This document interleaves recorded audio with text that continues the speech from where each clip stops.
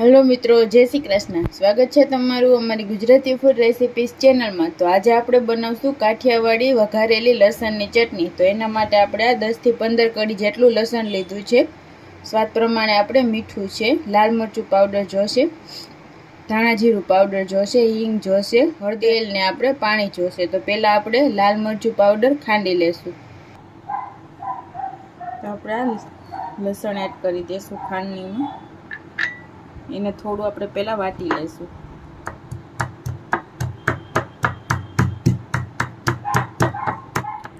તો આપણે લસણ થોડું વટાઈ જાય પછી આપણે એમાં લાલ મરચું પાવડર એડ કરશું, 2 ચમચી જેટલું.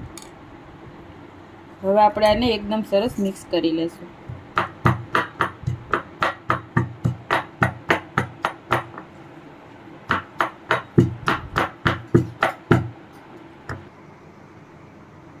તો આપણું આ મરચું એકદમ સરસ તૈયાર થઈ ગયું છે આ રીતે. તો આપણે એને એક મોટા વાસણમાં કાઢી લેશું. હવે આપણે એમાં થોડું મીઠું એડ કરશું. ચપટી આપણે એમાં હળદર એડ કરી દઈશું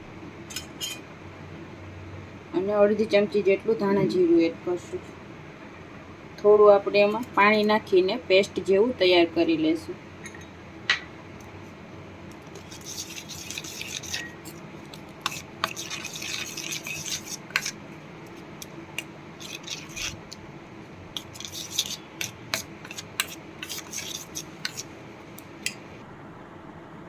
તો આપણે આ રીતની પેસ્ટ તૈયાર થઈ ગઈ છે. તો હવે આપણે આનો વઘાર કરી લેશું.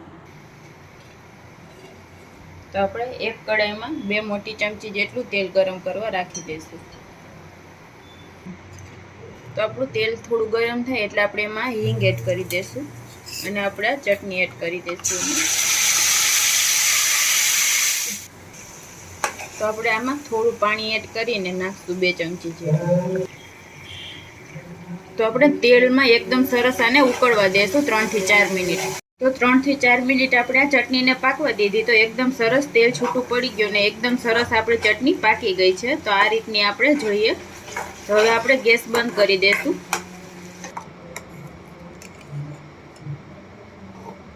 તો તૈયાર છે આપણી આ લસણવાળી ચટણી.